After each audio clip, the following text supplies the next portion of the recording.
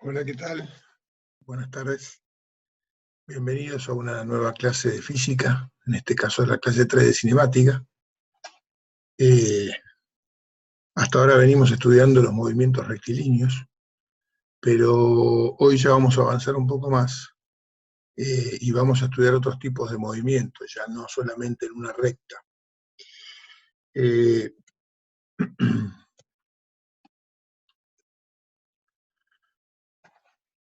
Particularmente vamos a comenzar a hablar de los movimientos relativos.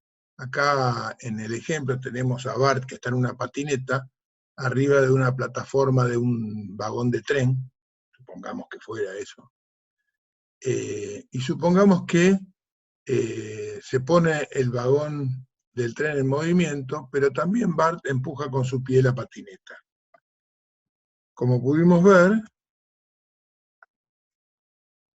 Bart se mueve respecto de la patineta y el tren se mueve respecto del piso.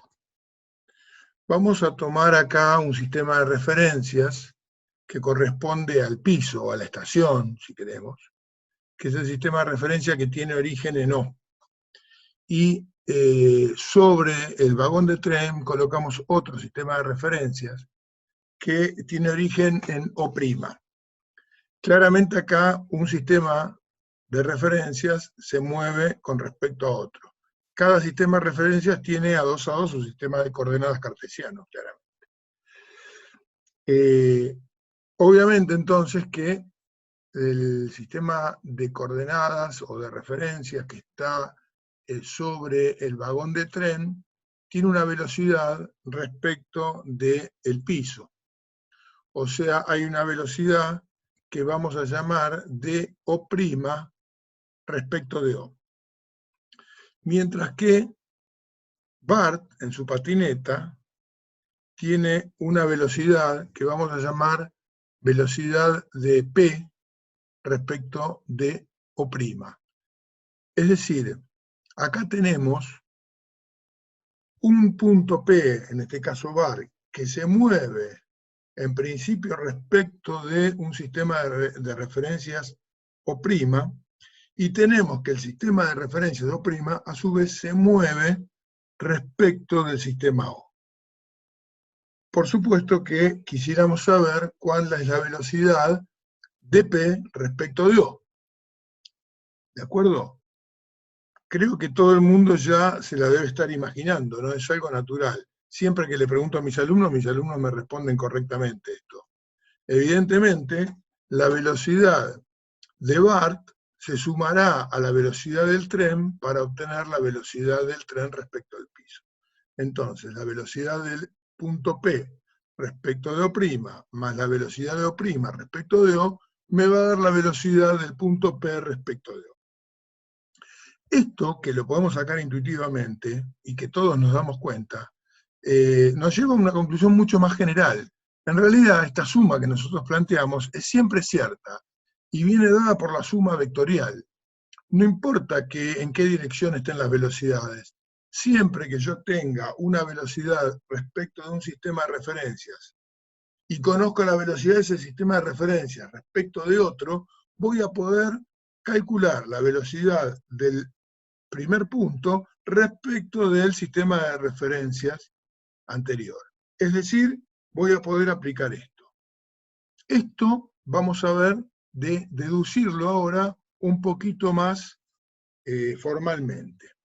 Ahí yo les dibujé los sistemas de coordenadas.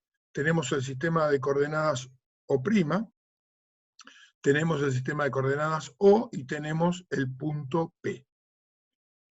Obviamente que existe un vector posición del punto P respecto de O'. Lo tenemos ahí dibujado, RP, O'. Y a su vez existe un vector posición del sistema O' respecto de O. Ahí lo llamé RO', O. ¿Sí? Bien, es obvio que la suma de estos dos vectores, por las propiedades de suma de vectores, nos estaría dando el vector posición del punto P respecto de O. Es claro que este vector más este da como resultado RDP respecto de O. Si nosotros derivamos los vectores posición respecto del tiempo, sabiendo que se cumple esto, si derivamos respecto del tiempo, obviamente obtenemos la velocidad. Derivando R de P respecto de O, obtengo la velocidad del punto P respecto de O. Derivando O' respecto de O, obtengo la velocidad de O' respecto de O, y derivando P respecto de O', obtengo la velocidad de P respecto de O'. Que no es otra cosa que la ecuación que teníamos acá arriba, ¿no? Que ya habíamos visto. Ahora hemos sacado, a partir de un formalismo un poquito más concreto. Fíjense ahora, si yo derivo otra vez las velocidades respecto al tiempo, ya vimos que la derivada de la velocidad es la aceleración. Sabemos que todavía no dominamos bien el tema de derivadas, pero pudimos entender que si yo derivaba la posición obtenía la velocidad, y si derivaba la velocidad obtenía la aceleración. Bueno, acá tenemos las aceleraciones. Con lo cual, la aceleración del punto P respecto de O va a ser igual a la aceleración del punto O' respecto de O más la aceleración de P respecto de O'. A estas expresiones que acabamos de deducir se las conoce como transformadas de Galileo. Justamente, Galileo fue quien se dio cuenta de este tema, de cómo operaban las velocidades. En esa época no había trenes, pero él podía ver a los hombres caminando sobre un barco, por ejemplo, en movimiento, y se preguntaba justamente sobre estas mismas transformaciones. Estas transformaciones son también las que manejó en su cabeza respecto del sistema heliocéntrico. Ustedes saben que Galileo tuvo problemas por decir que la Tierra se movía alrededor del Sol. En realidad Galileo dijo que uno podía ver el problema considerando a la Tierra inmóvil, pero también podía verlo considerando al Sol inmóvil, como ya hemos discutido en otro video. Con lo cual, Galileo además había tenido la posibilidad de ver las lunas de Júpiter, con lo cual podía entender el movimiento de Júpiter alrededor del Sol y a su vez de las lunas alrededor de Júpiter. Eso nos llevó a pensar un poco en todo este tema, y por eso, en honor a él, estas transformaciones que permiten pasar de un sistema de coordenadas a otro, o sea, un observador que observa un fenómeno de movimiento de un sistema de coordenadas, pero a su vez ese sistema de coordenadas se está moviendo respecto de otro sistema de coordenadas, o sea, de otro observador, uno puede obtener la velocidad del móvil respecto de ese segundo observador aplicando estas transformadas que se conocen con el nombre de transformadas de Galileo. Vamos a ver que esto va a ser cierto también cuando Bart decida patinar en otra dirección. Es decir, esto que decíamos es una suma vectorial, y esto se aplica. Imagínense que ahora estamos viendo el vagón, este que veíamos antes, esta plataforma, desde arriba, como si hubiéramos cambiado la cámara y le hubiéramos puesto vista desde el cielo, digamos, ¿no? Esto que está acá serían las cuatro ruedas, y Bart ahora quiere empujar su patineta en dirección perpendicular al movimiento de la plataforma. Si solamente se mueve la plataforma, tanto Bart como la plataforma comparten la misma velocidad respecto de O. Claramente, la velocidad era una para los dos. Ahora, si la plataforma está quieta y es Bart el que empuja su patineta, entonces Bart tendrá una velocidad que también será una velocidad de Bart respecto de la plataforma, y a su vez también respecto al piso, porque fíjense, el sistema de coordenadas O', en este caso no se mueve respecto de O. Ahora, ¿qué pasa si el vagón se desplaza respecto de O y a su vez Bart empuja la patineta? Entonces, vamos a ver que ahora hay un movimiento compartido, es decir, se mueve el vagón respecto de O, pero a su vez se mueve Bart respecto del vagón. La velocidad de bar respecto del vagón no es otra cosa que la velocidad de un punto P respecto de O', volviendo a la notación que hicimos antes. Mientras que la velocidad del vagón respecto de la estación no sería otra cosa que una velocidad de O' respecto de O. Como vemos ahora, el movimiento cambia. Este movimiento relativo puede estudiarse aplicando la transformada de Galileo, que hemos visto, sabiendo que las velocidades vectorialmente se suman. Fíjense, ahí tenemos dibujados los vectores de velocidad. El vector velocidad de la plataforma respecto al piso, o sea, BO' respecto de O, y la velocidad de bar respecto de la plataforma, o sea, BP respecto de O'. Esas velocidades sumadas me van a dar el vector velocidad P respecto de O que ahí tenemos dibujado. El movimiento sería una cosa más o menos así. ¿Bien?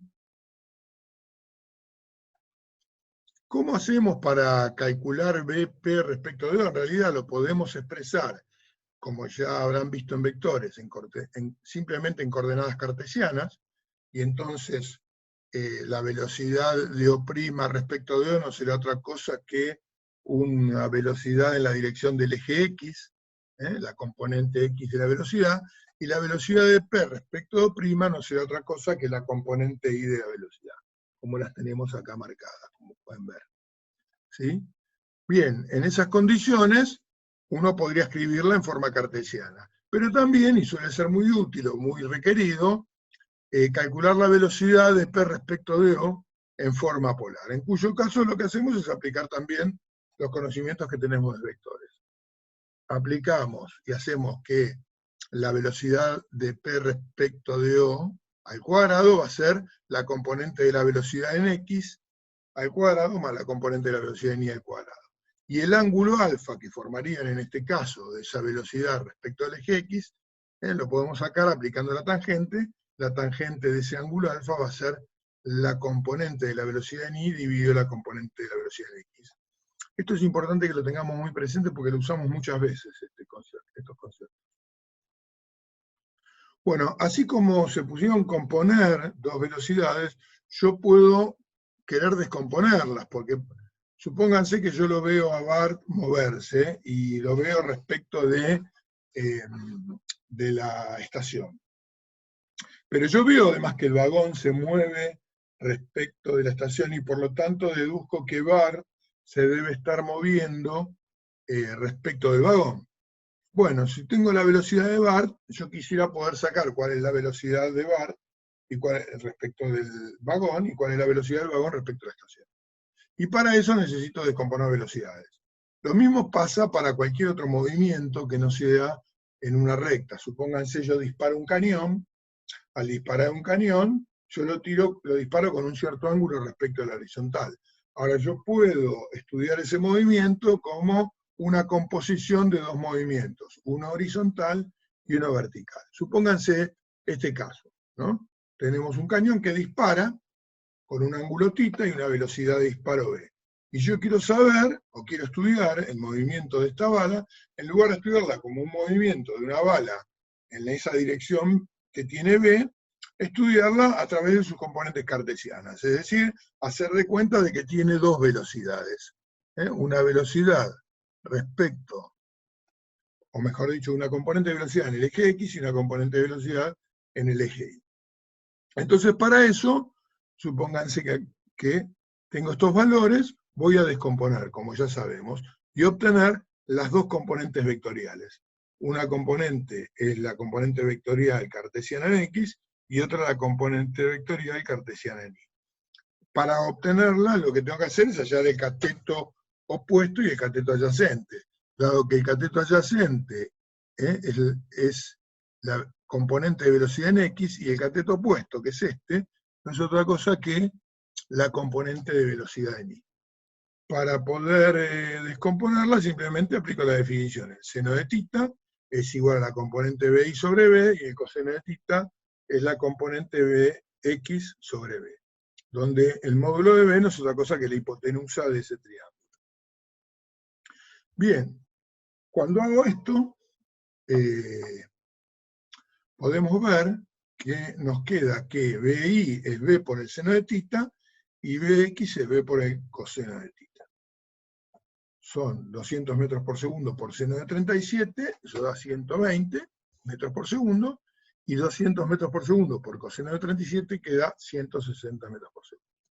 Si yo quiero escribir en forma cartesiana la velocidad del disparo, simplemente me queda la componente en X versor Y más la componente en Y versor J.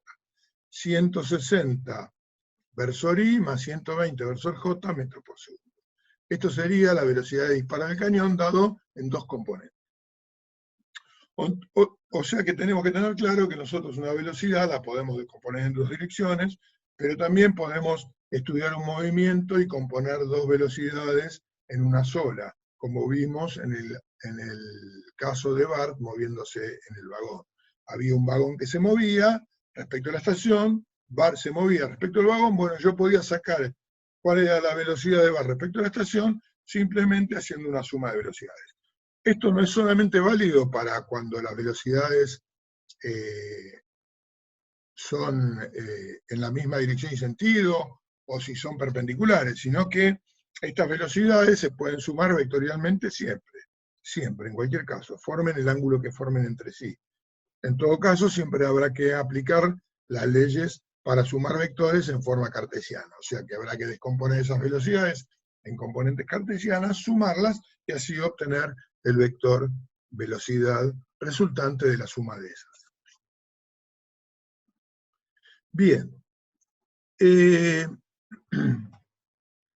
Galileo, que estaba preocupado por todo esto, trataba de entender cómo se producían los movimientos en la superficie de la Tierra. Una de las cosas que le preocupaba a Galileo era, sabiendo que la Tierra estaba en movimiento, él tenía claro eso, ¿cómo podía ser que si él dejaba caer un objeto desde la torre de Pisa, por ejemplo, dado que la Tierra se estaba moviendo, ¿por qué el objeto caía al pie de la torre? ¿Por qué no caía más atrás? Dado que la Tierra se le corría. Esto lo trasladó a otros conceptos. Dijo, bueno, si yo estoy arriba de la cubierta de un barco que está en movimiento y se me cae algo, ¿qué está pasando? Que yo no tengo que ir a buscar eso que se me cayó más atrás. Es como que ya el barco y el objeto que se me cayó y yo, decía Galileo, compartimos ya la misma velocidad y la seguiremos compartiendo aunque ya no estemos en contacto. Bueno, esto le daba vueltas en la cabeza. Piensen que la idea de inercia todavía era una idea que no estaba clara. Galileo recién con esto empieza a madurar estas ideas. Pero él se da cuenta de que había un movimiento compartido.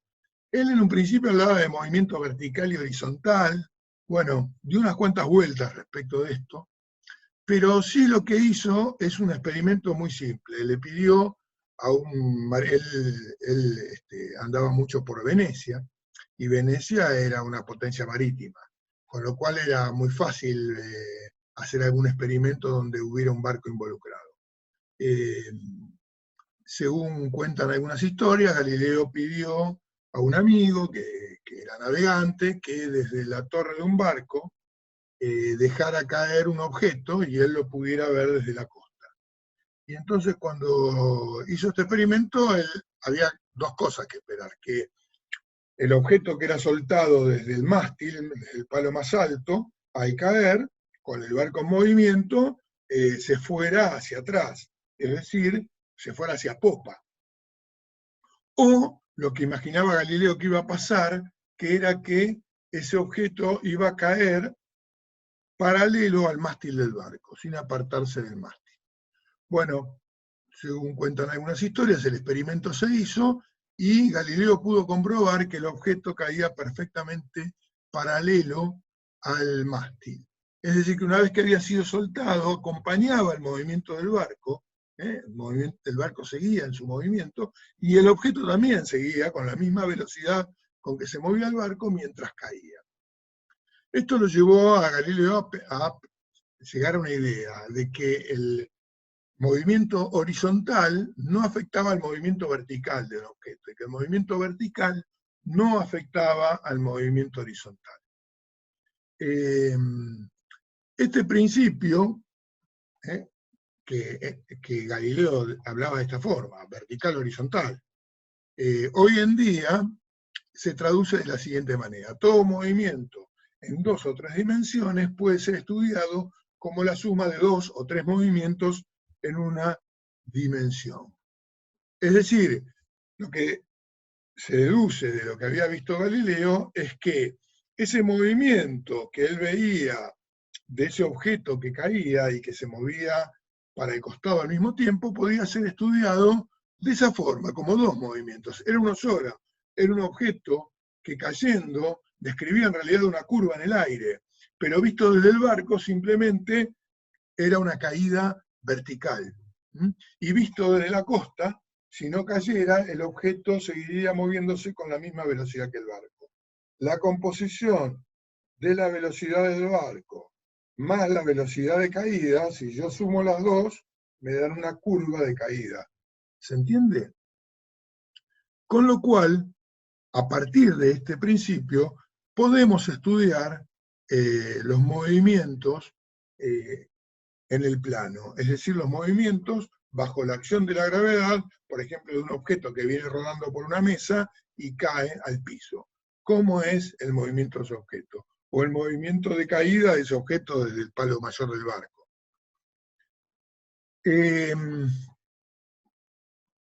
Una de las cosas que se dio cuenta Galileo, que después se transforma en lo que más adelante vamos a estudiar, que es el principio de inercia, se da cuenta de que ese movimiento horizontal permanecía con velocidad constante. Si había viento, o si había una acción del aire muy notable, si el cuerpo tenía una forma, entonces no, porque el aire afectaba el movimiento de ese cuerpo igual que afectaba en la caída de los objetos, como ya hemos estudiado en la clase anterior. Pero si uno prescinde del aire, si uno, o el objeto es poco influido por el aire, por ejemplo, si es una bolita con suficiente masa, por ejemplo, que uno puede prescindir de la acción del aire, entonces el movimiento horizontal se mantenía con velocidad constante. Eso posteriormente termina justificándose a través de un principio de Newton, que ya fue vislumbrado por Galileo justamente, que se conoce con el nombre de principio de inercia, que seguramente alguna vez habrán estudiado. Pero básicamente dice que si no hay una causa que modifique la velocidad de un cuerpo, el cuerpo va a mantener esa velocidad constante. Entonces, justamente, como en dirección horizontal, en estos casos no habría ninguna causa que cambie la velocidad del cuerpo, el cuerpo mantendría su velocidad horizontal constante. Entonces, supongamos una bolita que viene arriba de una mesa, y como tenemos acá dibujado, llegaría al borde de la mesa. ¿Sí? Al llegar al borde de la mesa, la bolita va a comenzar a caer hasta llegar al piso. ¿Sí?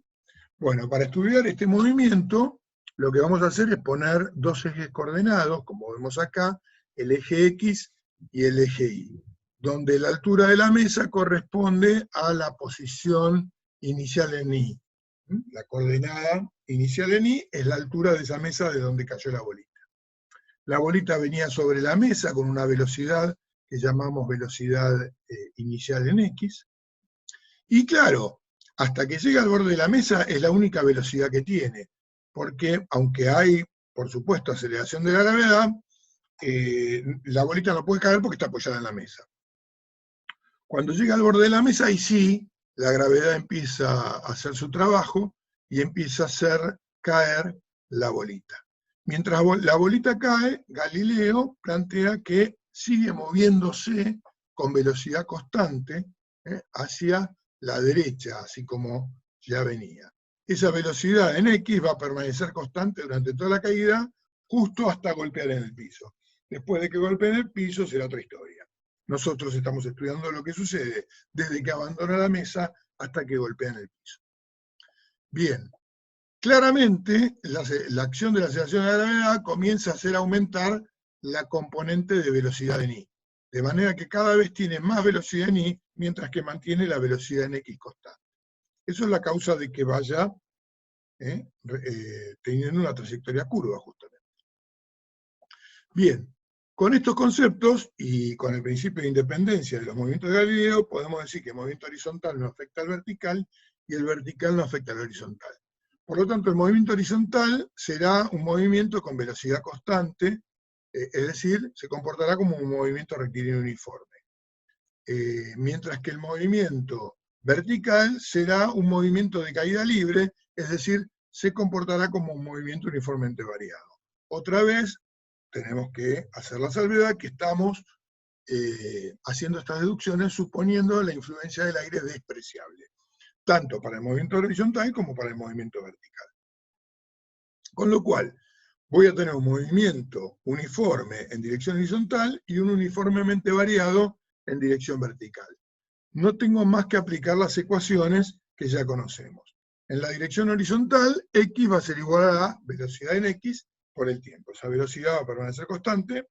La posición inicial en x por el sistema de coordenadas que utilicé. Pensé que la coordenada en x vale 0, está en el borde de la mesa. Mientras que en y iba a ser igual a la posición inicial en y, que es justamente la altura de la mesa en este caso. No hay velocidad inicial en y, me queda menos un medio por g por t cuadrado.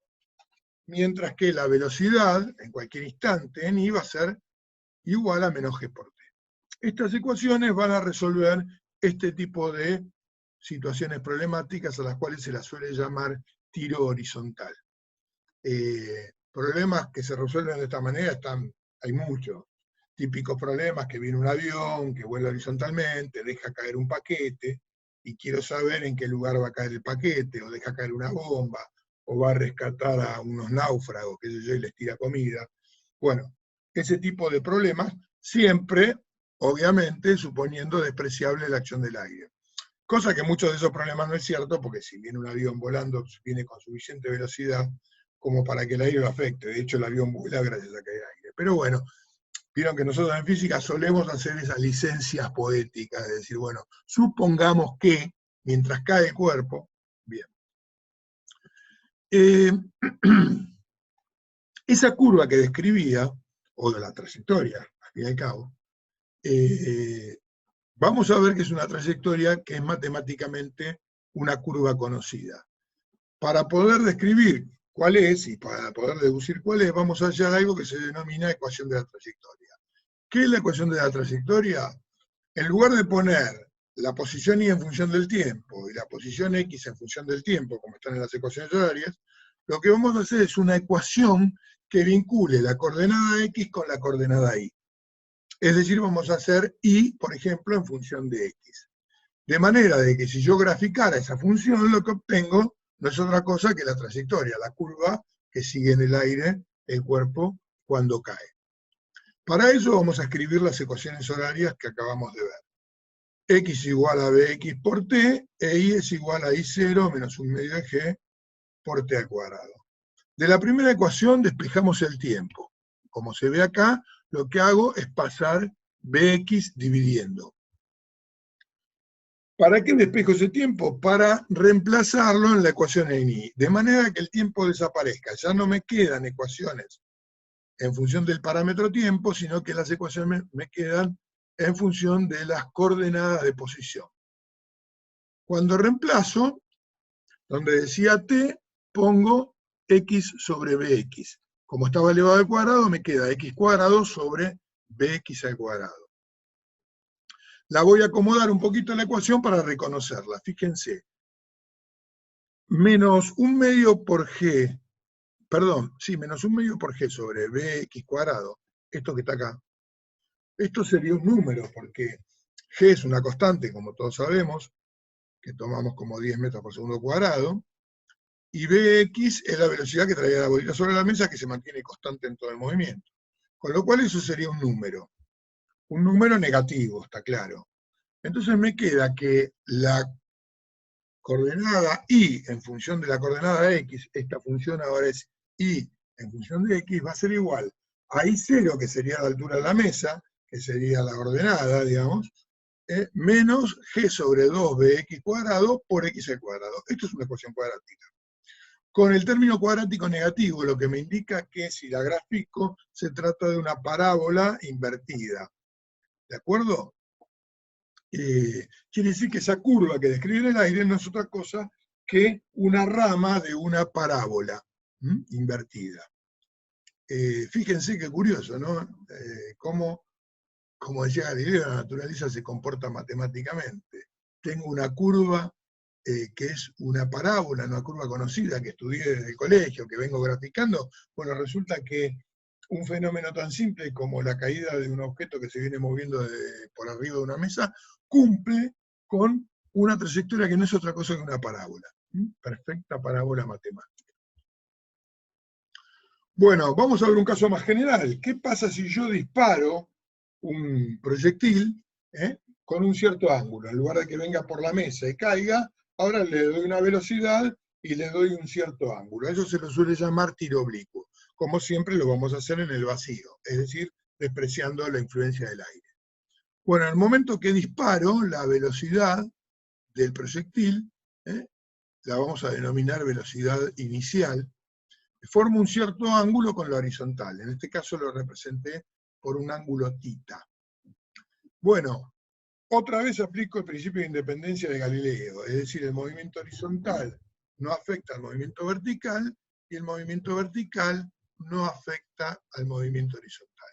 Para eso entonces voy a descomponer esa velocidad de disparo en las dos direcciones.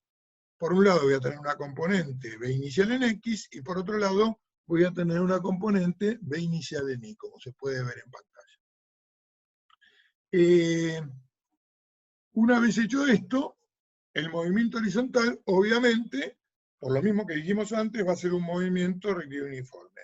Mientras que el movimiento vertical va a ser un tiro vertical hacia arriba, un movimiento uniformemente variado, cuyas ecuaciones también ya conocemos perfectamente. Con lo cual, lo primero que hacemos es descomponer la velocidad de disparo. La componente en Y es B0 por el seno de θ y la componente en X es B0 por el coseno de θ. Ya lo habíamos visto antes, ¿no? Y escribo las ecuaciones horarias. Por un lado, la ecuación del movimiento uniforme en el eje X es X en T igual B inicial en X por T, y luego las ecuaciones en Y, que son dos porque es un movimiento variado. Tengo una ecuación para la posición, una ecuación para la velocidad. La posición Y en cualquier instante T va a ser inicial más la velocidad inicial en Y por tiempo menos un medio por G por T cuadrado. Y la velocidad en Y en cualquier instante T va a ser la velocidad inicial en Y menos G por T, como las tenemos acá escritas. Fíjense que entonces estamos haciendo aplicaciones de lo que ya estudiamos como movimiento uniforme y movimiento variado. Algunas cosas importantes que tenemos que tener en cuenta. Por lo que estudiamos, cuando vimos tiros verticales, un móvil cuando llega a la máxima altura va a tener una componente de velocidad en Y igual a 0. Es decir, la velocidad en Y cuando llega a la máxima altura es 0 porque ahí se detiene y luego comienza su descenso. Ojo, mientras está subiendo y bajando, ven con mi mano lo que hago, mientras sube y baja, tiene velocidad en X, por lo tanto va a ser esto. Pero en la máxima altura la velocidad, la componente de velocidad en Y, va a ser 0. Cuando llega a tierra, si colocamos el 0 como hicimos en el sistema de coordenadas en el piso, la coordenada de la posición va a ser 0. Es decir, que si yo quiero calcular en qué momento toca tierra, bastará con hacer la coordenada de posición 0. Si quiero saber cuándo llega a la máxima altura, bastará con hacer la componente de la velocidad en Y igual a 0. Generalmente las ecuaciones uno suele ya escribirlas en función de la velocidad de disparo y del ángulo θ, con lo cual, en lugar de poner que X es igual a la componente de velocidad en X por el tiempo, solemos poner que es igual, como dice acá, a velocidad inicial por coseno θ, que sería la componente en X por el tiempo. Y las otras ecuaciones en Y lo mismo. En lugar de poner la velocidad inicial en Y, ponemos velocidad inicial por el seno de θ, la ecuación nos queda de esta manera, y lo mismo para el cálculo de la velocidad en Y, nos queda, en lugar de velocidad inicial en Y menos G por T, velocidad inicial por el seno de θ menos G por T. Es decir, en las ecuaciones del MRU y el MRV, reemplazamos las velocidades a partir de el coseno y el seno. Acá también, ya todo el mundo se debe imaginar que la trayectoria debe ser una parábola, pero vamos a demostrarlo hallando también acá la ecuación de la trayectoria. Otra vez hacemos lo mismo que antes, tomamos la ecuación en x y despejamos el tiempo. Nos queda x sobre b0 coseno de θ. Ese tiempo lo vamos a reemplazar en la ecuación en y, con lo cual la ecuación en y ya no va a ser una y de t, sino que va a dejar de serlo para ser una y en función de x, porque el tiempo desapareció. Cuando reemplazo, claramente vemos que las velocidades iniciales, fíjense, esto era inicial, esto era velocidad inicial por el seno de θ por el tiempo. En lugar del tiempo, ponemos todo esto que estaba acá. Y esto era un medio de g por t cuadrado. En lugar de t cuadrado, ponemos todo esto que está acá, pero elevado al cuadrado. Se cancela b inicial. Recuerden que seno sobre coseno es tangente.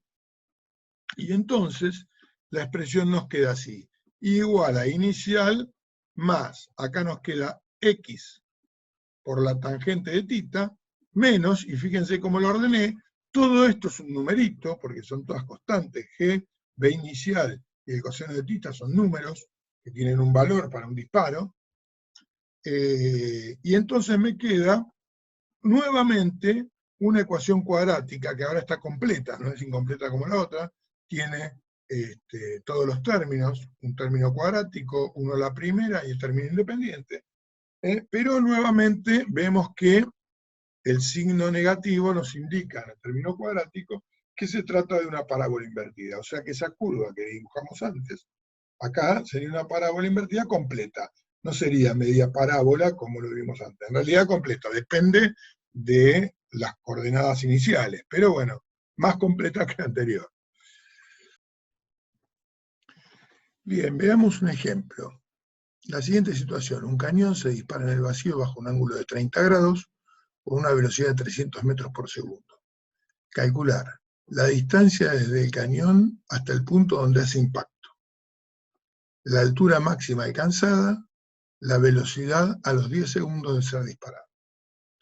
Bueno, lo primero que hacemos es plantear el problema en el sistema de coordenadas para poder descomponer las velocidades en la dirección X e Y. Tenemos el eje X, el eje Y, colocamos el 0 del sistema de coordenadas en el punto donde se dispara la bala, y como después la bala pega en el piso, realizará una trayectoria parabólica y más o menos por acá será el punto donde hace impacto. El ángulo que forma la velocidad inicial con la horizontal es el ángulo alfa, que nos dicen que es 30 grados. Para descomponer, aplicamos lo que ya vimos. Por un lado, la velocidad en y va a ser la velocidad inicial por el seno de alfa.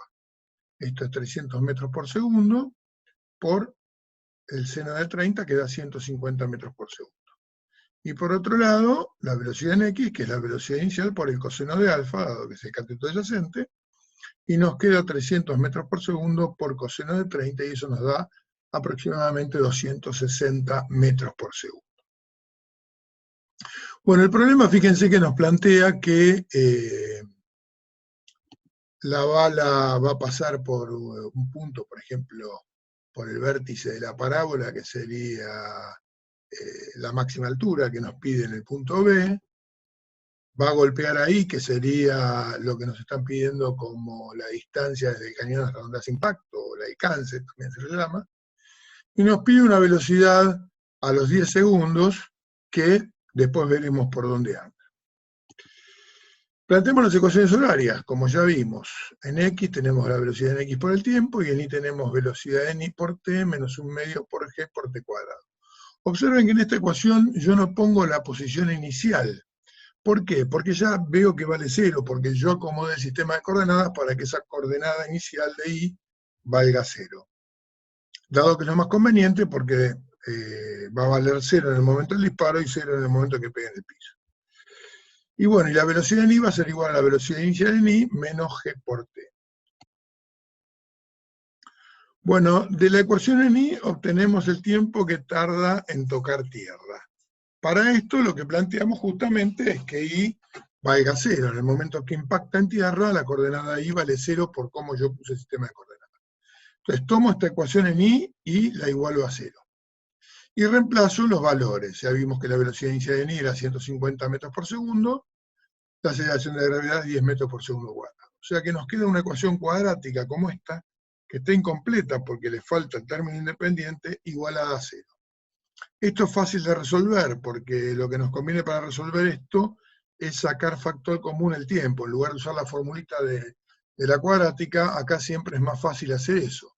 Si yo saco como factor común el tiempo, fíjense que me queda esta expresión. Si yo hiciera distributiva, vuelvo a multiplicar el tiempo acá, y acá me quedaría el tiempo al cuadrado. Sacándolo como factor común queda así. ¿Y por qué esto? Bueno, porque la solución, que siempre la solución de la cuadrática son dos, una solución es que el tiempo valga 0. Para que un producto valga 0, uno de los dos factores tiene que ser 0. Una posibilidad es que t valga 0, y eso es verdad. Cuando t valía 0, el proyectil estaba en el piso. Pero esa no es la solución que me interesa. A mí me interesa cuando todo lo demás, todo esto que está entre paréntesis, valga 0, que va a ser cuando vuelva a estar en el piso. Entonces igualo lo que está entre paréntesis a 0 y despejo el tiempo. Me queda 150 sobre 5, eso me da 30 segundos. O sea que el vuelo completo dura 30 segundos. Eso es desde que salió del piso hasta que volvió a llegar al piso. Recorrió toda esa parábola. Con ese tiempo, ahora podemos calcular cuál es la posición, porque en el eje X, como ya vimos, es un MRU, me queda B en X por T. La velocidad en X será 260 metros por segundo, por 30 segundos me da 7.800 metros. Por supuesto, todo esto es cierto si el aire no influyera, cosa que en el disparo de un cañón así sería bastante complicado que no influyera, pero son las idealizaciones que solemos hacer en Física 1. Bueno, para calcular la altura máxima, acá hay algo bastante sencillo que traemos de lo que aprendimos en la clase pasada. ¿Se acuerdan que habíamos visto que un cuerpo tardaba lo mismo en subir desde una posición hasta la máxima altura que en bajar desde la máxima altura hasta la posición donde se lo lanzó? Y este es el caso, porque la bala salió del piso y volvió al piso. Es decir, que nuestro proyectil tarda lo mismo en subir que en bajar. Y como eso ya hemos demostrado que tarda lo mismo en subir que en bajar, es obvio que en llegar a la máxima altura va a tardar la mitad de lo que tardó en hacer todo el recorrido, o sea, 15 segundos. Por lo tanto, en la ecuación en I podemos reemplazar por 15 segundos. Si hacemos eso, vamos a hallar la posición en la máxima altura. En nuestro caso, fíjense, nos dio 1125 metros. Esa es la altura máxima que alcanzó el proyectil. Para calcular la posición del proyectil a los 10 segundos, tenemos que tener, la velocidad del proyectil a los 10 segundos, tenemos que tener en cuenta que en la dirección X la velocidad es constante, o sea, la velocidad en X es siempre 260, porque es un MRU, esa velocidad no cambia. Acá no tenemos nada que calcular, ya conocemos cuál es la componente. Lo que sí tenemos que calcular es la componente de la velocidad en I, y eso lo vamos a hacer con la ecuación de la velocidad en I, que la teníamos escrita, era B en I, era la velocidad inicial en I menos G por T. En este caso, reemplazamos 150 metros menos 10 por, en este caso 10 segundos, porque nos piden la velocidad de los 10 segundos, y eso nos da 50 metros por segundo. Fíjense que esta velocidad era positiva, lo que quiere decir que a los 10 segundos todavía el móvil se movía hacia arriba, y eso es cierto, porque la máxima altura la alcanza a los 15 segundos. Esto es 5 segundos antes, o sea que a los 10 segundos todavía está subiendo el proyectil. Si la expreso vectorialmente la velocidad, me queda 260 metros por segundo en I, más 50 metros por segundo en J. Si queremos calcular el módulo y el ángulo se calcula haciendo la raíz cuadrada de las componentes al cuadrado. Eso me da 264. Y el ángulo, por supuesto, ya sabemos, se puede calcular con el arco tangente. Veamos, ahora que vimos el alcance, ¿no? Nos vamos a plantear en qué caso un tiro oblicuo de este tipo, para qué ángulo se logra el máximo alcance. Dada una velocidad, yo disparo, hay un ángulo para el cual llego al máximo alcance. Seguramente ustedes alguna vez habrán regado las plantas y habrán visto que hay un ángulo para el cual el chorro llega más lejos. Y habrán visto también que si aumenta mucho el ángulo, el chorro llega más cerca, y si lo reducen, también llega más cerca. Bueno, yo supongo que todos deben ya intuir cuál es ese ángulo, pero vamos a demostrarlo como nos gusta a nosotros en física. Supongamos un proyectil que se dispara bajo un ángulo, va a recorrer esta parábola y va a llegar a este punto.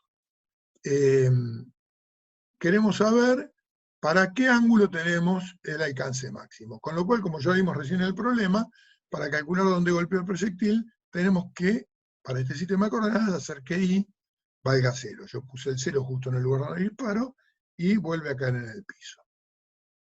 Escribo las ecuaciones horarias, x es b0 por coseno de θ por t, como vimos, esto es la componente en x de la velocidad, e I es igual a b0 seno de θ por t, como vimos antes, menos un medio por g por t cuadrado. En el momento que golpea el piso, como dijimos, I vale 0, o sea que nos queda la ecuación igualada a 0. Y como hicimos antes, sacamos factor común el tiempo para esta ecuación incompleta. Y como hicimos antes, dijimos, bueno, tenemos dos soluciones. Una cuando t valga 0, pero esa no nos interesa porque es cuando el móvil estaba en esta posición. La que nos interesa es cuando todo lo que está entre paréntesis vale 0. Así que igualamos eso a 0, como hicimos antes. Y de acá vamos a despejar el tiempo. Para eso vamos a pasar un medio de g por t sumando a la izquierda, y después vamos a pasar el 2 del 1 medio multiplicando a la derecha, y la g dividiendo a la derecha. Cuando hacemos eso, nos queda esto que está acá.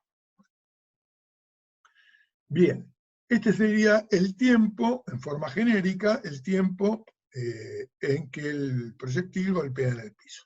Ahora nosotros queremos calcular la posición en que lo hace. Entonces en la ecuación de la posición, la ecuación del MRU, donde tenemos B0 coseno de θ, reemplazamos por el tiempo. El tiempo es todo esto.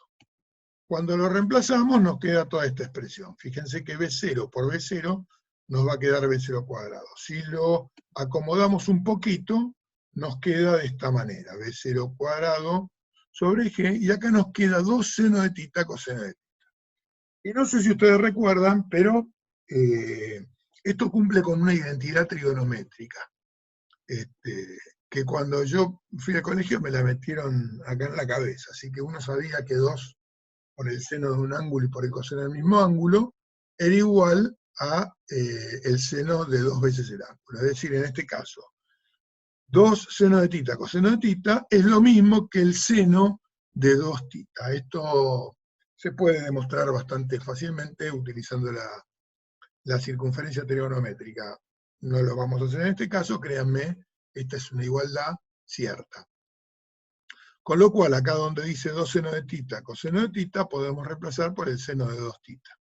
Y no queda esta expresión. Y esta expresión es muy interesante, porque fíjense, estos dos valores son constantes. Por lo tanto, quien hace máximo o mínimo a esta función es el seno de 2 θ. Y nosotros sabemos cuándo el seno de un ángulo es máximo y cuándo el seno de un ángulo es mínimo. ¿Cuándo es máximo? ¿Cuándo esto va a ser máximo? Cuando el seno de 1. ¿Y cuándo el seno de 2 θ va a dar 1? Y cuando 2 θ sea 90. Para 90 grados el seno de 90 vale 1. Con lo cual 2 θ tiene que ser igual a 90, por lo tanto θ tiene que ser igual a 45. Es decir, que el máximo alcance se logra cuando se dispara a 45 grados. Por supuesto, insisto, esto es en el vacío, a 45 grados. Por debajo o por encima de 45 se llega a un punto más cercano. Eso quiere decir algo muy importante. Cuando a mí me pregunten, digamos, me digan, bajo qué ángulo tengo que disparar un proyectil para que llegue a tal lugar, es muy probable que tenga dos resultados, salvo que sea el alcance máximo y el resultado va a ser el ángulo de 45. Para cualquier otro caso voy a obtener dos resultados. Voy a tener un tiro rasante, que va a ser para el ángulo menor que 45, y que golpea en ese punto, o para un tiro por elevación, donde el ángulo va a ser mayor que 45. Piensen cuando están regando con la manguera, llegan al máximo alcance. Si ustedes levantan un poco, aumentan el ángulo, la parábola llega a una altura mucho más larga, ¿sí? Es un recorrido mucho más largo el chorro de agua hasta llegar al piso. pero pueden llegar al mismo punto bajando el ángulo, y de manera que ahora el recorrido es rasante y el agua llega mucho más rápido a ese punto. Pero el alcance es el mismo que en el otro caso. O sea que todo punto tiene dos ángulos para los cuales se puede lograr hacer impacto en ese punto, salvo el alcance máximo que se produce para 45 grados.